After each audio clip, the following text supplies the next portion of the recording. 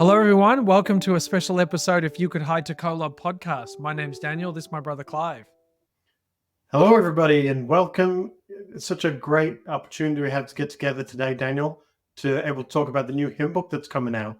Really excited for it. There's a lot of things to talk about in regards to the old hymn book, in regards to the new hymn book. Yeah, no, that's exactly right. And there is a lot to talk to. There's some doctrinal things I thought it would be great to talk about in this episode. But what about the new hymn book that's coming out? I think it's supposed to be coming out in May. So, from the time we're recording this podcast, it might only be coming out in a couple of weeks. Have you looked into it much? I've heard one hymn sung in a conference training video.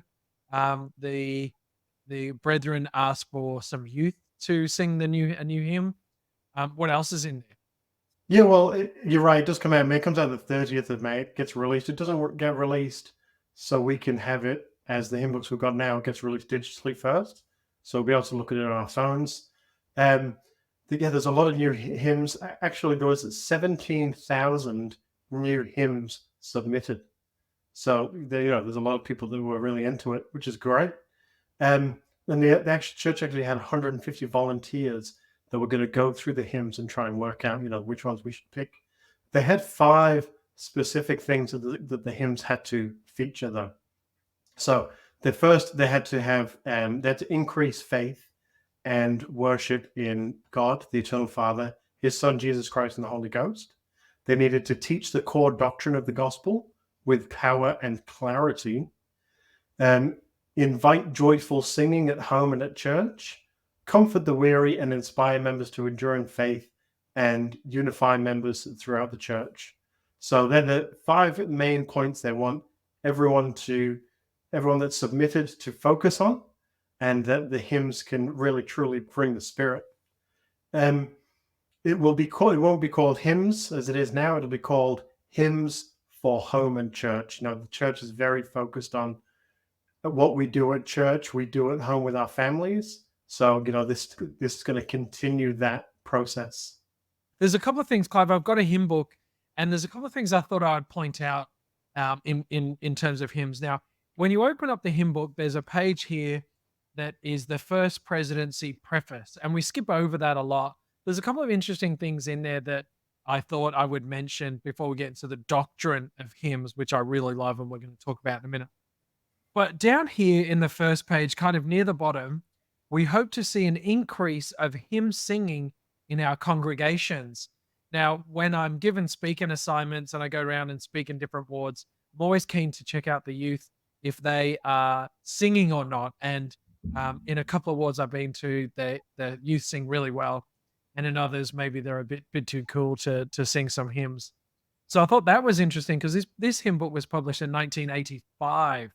So even back then, the First Presidency we want to increase hymns, and why? Well, first of all, we're encouraged to sing hymns if we're musically inclined or not. But hymns are they're an essential part of our learning, and that's what hymns do. Here it says, we hope leaders, teachers, and members who are called on to speak will turn often to the hymn book to find sermons presented powerfully and beautifully in verse. So we're actually instructed that when we're teaching or teaching or when we're speaking, grab the hymn book and go through it and see if there's anything in there that pertains to us. And so you might ask, well, how do we do that? Very, very simply. Turn to page 410 with whatever scripture it is that you're teaching about, or whatever it is that whatever scriptures that you have that you're going through in a talk. Page 410 is all of the scriptures that link to a hymn. And so it's really extensive. It's a good 4 or 5 pages long. And essentially you just go, okay, well, I'm teaching about 2 Kings. Okay, well, page 80 is that one, or Isaiah, or whatever it is. What I want to talk about today is something that we both love, and that is, the story of the creation. And early, Abraham and Moses, when they talked with God and they were being taught, and that is the basis of a hymn. So if you go to the last page of the scriptures of the scripture section in the hymn book, page 414, Pearl of Great Price, Moses 1 3 to 4, and it's hymn number 284. And that's okay. We quickly go. And what is it? It's If You Could Hie to Kolob, the name of our podcast and a hymn that we both love and that we talk about sort of semi frequently as well. So I thought we could talk about that, Clive, in terms of what we're talking about or what we're thinking about when we look at doctrine in hymns. It's funny you say that because I was thinking, I remember going to one of your lessons one day, you were teaching elders quorum, and you said, you'll know if I run out of time because I'll pick up a hymn book and I'll just start reading the verses and we can talk about the scriptures. And you're 100% right, because any hymn that you can just pick up and you can read is full of doctrine, like the one we're going to talk about now, If You Could Hie to Kolob. But there's so many other and so many other hymns that you can pick up, read, and there's so much doctrine just in there, put in there for our learning. Yeah, exactly right. So If You Could Hie to Kolob, it's 5 verses long, and we sing it semi sort of frequently, not super often. We sing it semi frequently. And what is it based on? Like I said, it's based on Moses 1 3 to 4, and it's based on Abraham chapter 3, verse 1 to 4.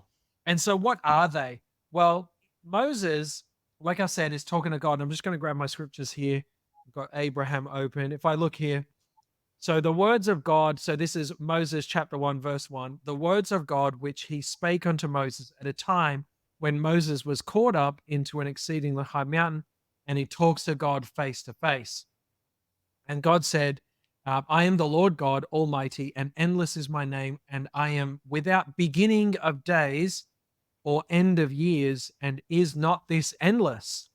We go, okay, well, I can probably reference a couple of things with If You Could Hie to Kolob, but what about Kolob?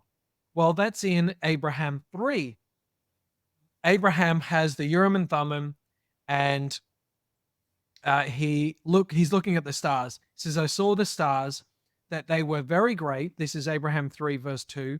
And that one of them was nearest unto the throne of God, and there were many great ones which were near unto it. And the Lord said unto me, these are the governing ones, and the name of the great one is Kolob, because it is near unto me. For I am the Lord thy God. I have set this one to govern all those which belong in the star. Okay, so he has shown Kolob, and Kolob is the star that's closest to God, or closest to where God lives, you could say. And Kolob has a few different meanings. It means the middle, the center, the heart, but it certainly means close. So what does the hymn say? Well, I've got my hymn book here. If you could hie to Kolob in the twinkling of an eye. So what is that? Well, hie means to move very quickly. So essentially it's if you could get there quicker. If you could get there quite quickly by just blinking your eye, what would it be like when you get there? What if you could just keep going forever? What's next? What's beyond that? Can you go through eternity? Where God's began to be. Nothing has its place. And so this challenge, this hymn really challenges you to go, well, what is next? Like, well, what is out there?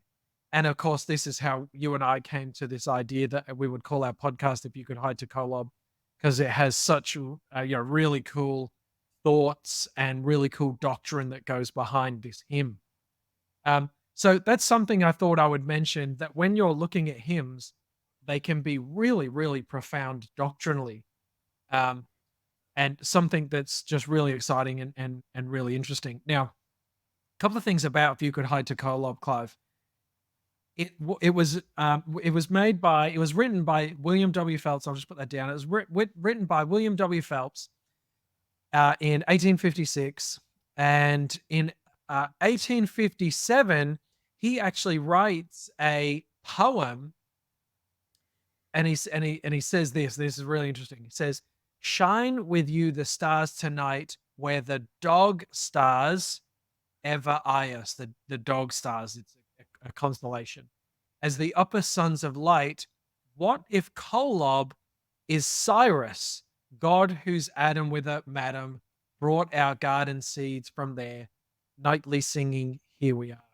What if Kolob is Cyrus is one of the brightest stars when we look out on a very clear night. Cyrus is one of the brightest stars, and dog stars is a constellation.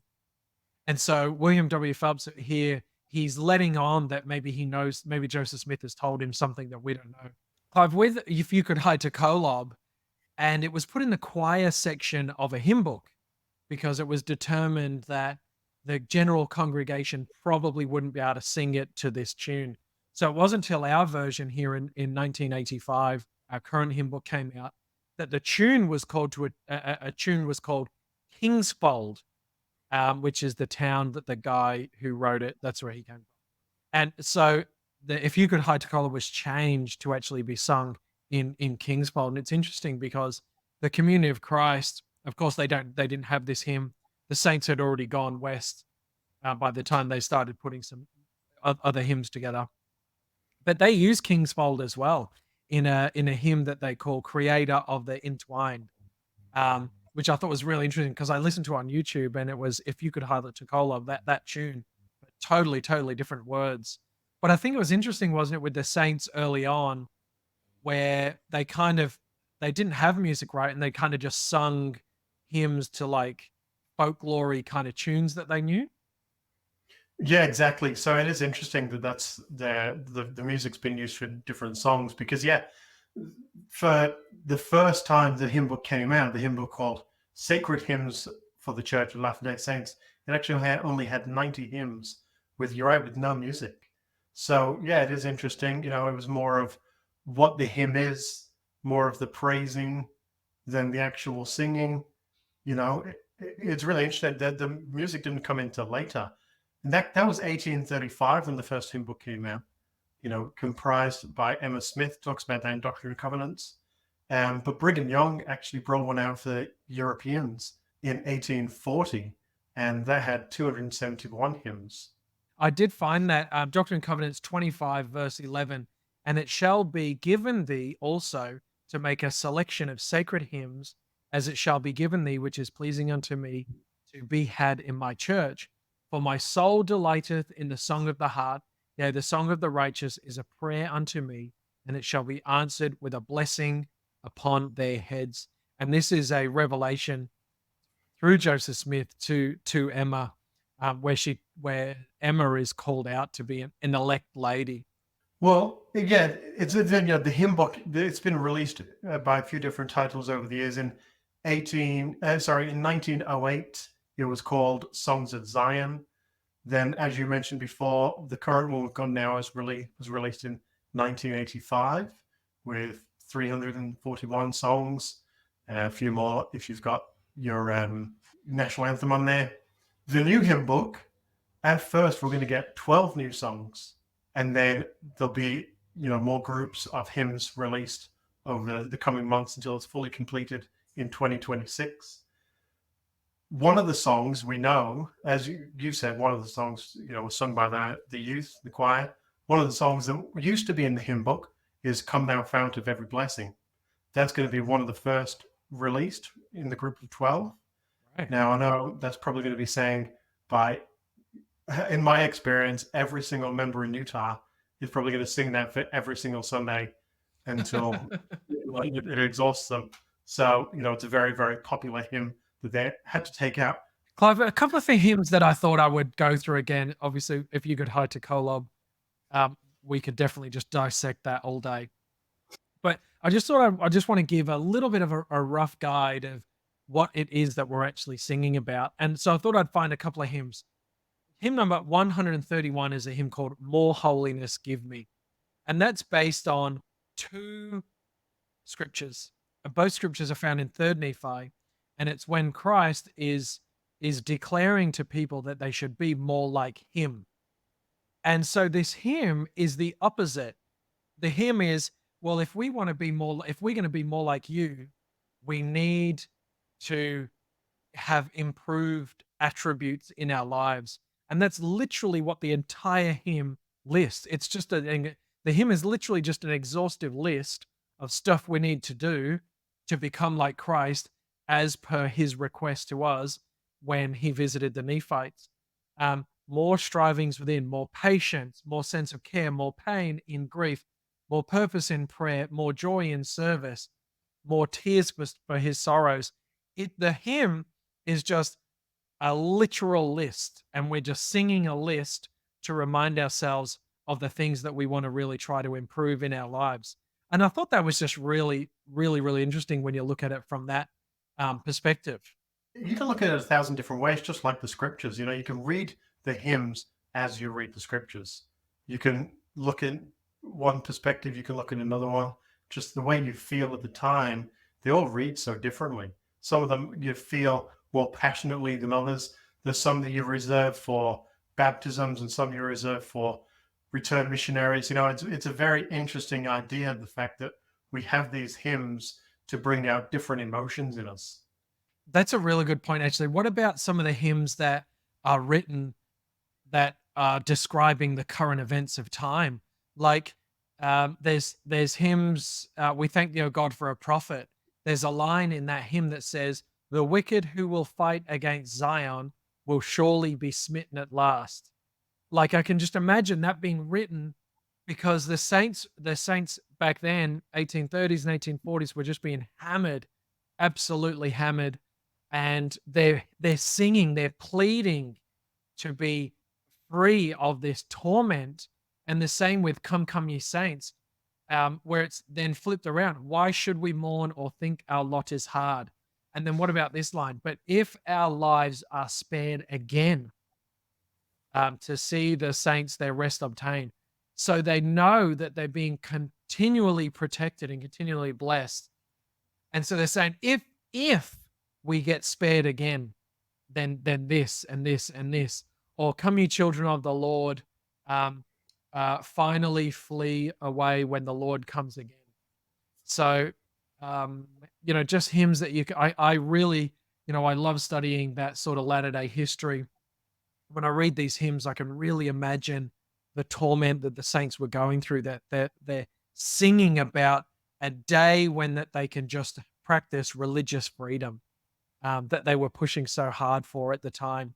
The only other thing I thought I'd mention, is when you're looking at the hymn book. So if you're at home, or if you're going to church, the hymn book tells us at the bottom. So with the hymns at the bottom of the sheet, it actually tells us if there's a history behind this particular hymn. So "How firm a foundation," at the bottom here it says, "included in the first LDS hymn book." Um, and then there's "A poor wayfaring man of grief," um, sung before Joseph Smith's martyrdom. There's more here, that if they were translated by someone or if they were included in the first hymn book is in here as well. So when you're looking at your hymns on Sunday, you just go down to the bottom here. "The happy day has come at last," hymn number 32, included in the first LDS hymn book, 1835. So we've got history in our hands, and as it says here with the First Presidency preface, if you've got a talk, if you've got a lesson, and you can reach out to the hymn book, and you can learn so much from it, and put that in your discussion, put that in your lesson, because we're singing about doctrine. We're singing about things that we are trying to learn and preach ourselves. Let me ask you this, Daniel. If they asked you to write a hymn, what would yours be about? Um, great question. What would I what would I sing about? Um, I don't know. Probably something Book of Mormon related, I guess. Maybe something about the promised land and about the trials that the Nephites, or that the early Nephites went through, Lehi and co. Um, they worked so hard to get through the valley of Laman, and they got to Bountiful, and then made it across the promised land, and that how joyous of occasion that was.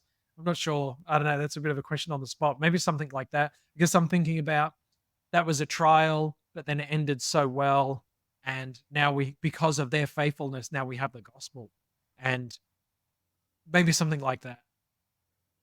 What about you? What would you do?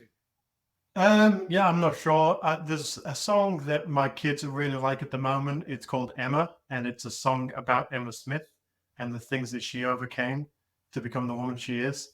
And one of my absolute favorite hymns is Praise to the Man, and I wonder if there'd be one like that about Emma Smith. One of the greatest females in our religion ever.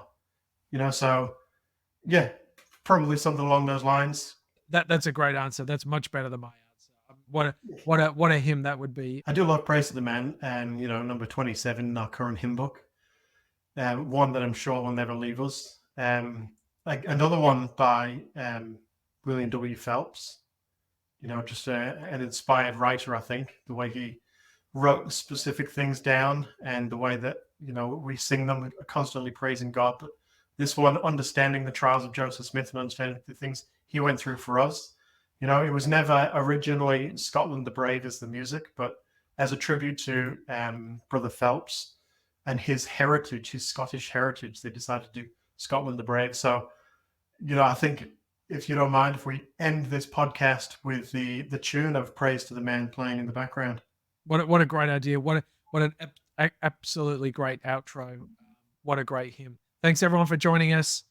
We love to talk about hymns. Any other specific topics you have, write into us. We'd love to chat about them and get your feedback as well. Thanks for tuning into another episode of You Could Hie to Kolob podcast, and we will see you next time.